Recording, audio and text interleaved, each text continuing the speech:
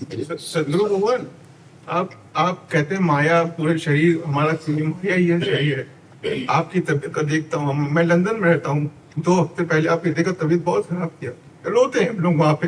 कुछ मतलब पता ही माया है, लेकिन फिर भी रोना आता है, क्या कर सकते हैं। हाँ, माया के दो विभाग कर लेते हैं। माया के दो विभाग कर लेते हैं, एक भगवत समर्पित माया प्रसाद रूप और एक स्वतंत्र माया विषाद रूप। ये प्रसाद रूप है, ये मायाकृत शरीर है पर ये भगवान को समर्पित है। तो प्रसाद का आदर होता है और प्रसाद में प्रियता हो जाती है। ऐसे 1 किलो कोई बर्फी दे तो ऐसे नहीं मांगोगे, लेकिन मंदिर में जब अगर एक दोना में वो बर्फी का भोग लगा लिया तो अपने मांगने की इच्छा हो जाती, थोड़ा प्रसाद। वो भी तो माया है बर्फी, लेकिन भगवत अर्पित हो गया तो प्रसाद हो गया ना। तो ये जीवन भगवत अर्पित हो गया है, भगवत अर्पित होने के कारण इसमें भगवान का अधिकार हो गया। तो अब इसे माया नहीं कहा जा सकता। ब्रह्मविद ब्रह्म ही भवति, जो ब्रह्म को जान लेता है, जानत तुम्हें तुम्हें हो जाए, तो फिर शरीर भी ब्रह्म स्वरूप हो जाता है, शरीर भी ब्रह्म स्वरूप हो जाता है।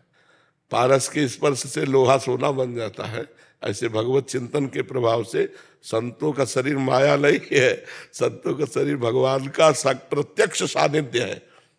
मुद मंगलमय संत समाजू, जो जग जंगम तीर्थ राजू। चलते फिरते तीर्थराज प्रयाग है भगवान के संत। एक है कि जाके गोता लगाओ और एक है देख के गोता लगाओ। चलते फिरते दर्शन मात्र से तुम्हें परम पवित्र कर दे भगवान के प्रेमी जन। तो भगवान के भक्तों को शरीर जो मिला है उसे भगवत प्रसाद स्वरूप कर चुके हैं, इसलिए उनका शरीर छू जाए तो पाप नष्ट हो जाए। दरस परस अगनाश बास निज संग, दर्शन मात्र से एक आनंद, स्पर्श मात्र से सर्व पापों का नाश, संभाषण मात्र से ब्रह्मबोध। तात स्वर्ग अपवर्ग सुख धरी तुलाय कंग, तुलन ताय सकल मिली जो सुख लव सत्संग। महापुरुषों के क्षण मात्र के संग से माया का नाश हो जाता है। तो वो माया में कैसे हो सकते हैं? वो माया मुक्त है। नहीं, एक माया है जो प्रसाद स्वरूप है, एक माया है जो विषाद स्वरूप है। अब जैसे एक वस्त्र है, अब इसको बाजार से खरीदो जाके तो उसका क्या महत्व अभी हम आपको दे दें तो आपको कैसा लगेगा? वस्त्र ही तो है ना। अभी हम आपको दे दें तो आप इसको जीवन मानेंगे। अगर थोड़े भी प्रियता रखते हैं हमारे प्रति, बाबा ने अपना वस्त्र में दे दिया, नहीं करेंगे। और बाजार से खरीद ला तो प्रियता नहीं होगी। तो ऐसे ही जो वस्तु भगवान और भक्त को समर्पित हो गई वो माया ना होकर प्रसाद रूप हो जाती है। आप जो देख रहे हो प्रसाद देख रहे हैं, श्री जी का प्रसाद देख रहे हैं, श्री जी के प्रसाद को देख रहे हैं, श्री जी के प्रसाद को सुन रहे हैं और श्री जी के प्रसाद को चख रहे हैं। जो वाणी श्रवणेन्द्रिय के द्वारा जा रही है उसका स्वाद ले रहे हैं। हम लोग महाराज जी अधम हैं, हम लोग श्री जी की कृपा से आपके पास आ गए हैं, लेकिन शायद इतना ज्ञान नहीं अभी तक आ पाया है। हम लोग इस स्थिति से निकले कैसे कि आप जो बोल रहे कि माया है, हम कैसे अपने आप को उस चीज से निकाले कि चलो मेरे गुरु जी हैं। पूरा ठेका दे दो प्रभु को। छोटी छोटी खिड़कियां कहां तक समर्पित करोगे? अगर सत्संग सुनाओ ध्यान से, ठसक रखो कि जहां हमने कहा गले पड़ जाओ प्रभु के। जैसे टूटा हाथ गले हो ना, तो शौचालय में तो गले में बंधा है और आरती कर रहे तो गले में बंधा है। उठ, अब वो गले पड़ा है। हम कहीं भी हो, प्रभु के सिवा हमारा कोई साथी नहीं। प्रभु के गले पड़ो, के गले पड़ है तो हमको सोचना ये हृदय मेरा नहीं, ये तो हमने श्री जी को दे दिया। भैया तुम काम को बुलाओ, चाहे राम को बुलाओ, तुम्हारा काम राधा राधा वाले फुर्सत। वो काम स्फुरना बंद हो जाएगी धीरे से। देख गांव समाज की जगह में कोई भी अधिकार कर सकता है, कोई भी कर सकता है, लेकिन निजी प्रॉपर्टी पर किसी का अधिकार नहीं हो सकता। तो ये अब निजी प्रॉपर्टी गांव समाज की नहीं है कि जो चाहो अपना अधिकार कर लो। ये हमारे माई श्यामाजू को राज, ये तन मन प्राण जीवन प्रभु को समर्पित है। अब काम भी आएगा तो उनसे पास होके आएगा, और जो उनसे पास होके आएगा तो हम राजी है महाराज। अगर आप हमें काम ही रखना चाहते तो हम राजी हैं। आप जिसमें राजी हो उसमें मैं राजी हूँ। ये आपका घर है, आप जैसा चाहो करो, बिल्कुल ठीक हो जाओगे, बिल्कुल। तभी हम आज कह रहे थे अपनी जिम्मेवारी अपने माथे पे लेके बोझा ढो रहे। पूरे त्रिभुवन का बोझा सरसों के दाने के समान महाराज रखे अपने फड़ पे, अनंत भगवान, और हम अपने अपने शरीरों का अपने अपने घरों का बोझा ढो रहे हैं। केवल अज्ञान के कारण। ट्रेन में एक आदमी दौड़ रहा था डिब्बे पे, पूछा भाई तू क्यों दौड़ रहा है? बोले अमुक स्टेशन जाना है। बोले गाड़ी चल रही, तू बैठ जा।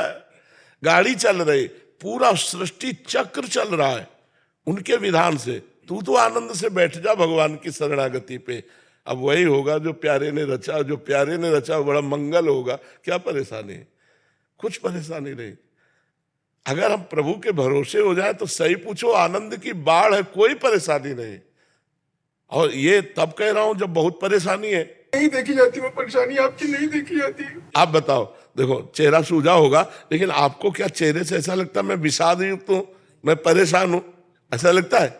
थोड़ा सूजन तो होगी, क्योंकि अब किडनी फेल है तो सूजन तो होगी थोड़ी।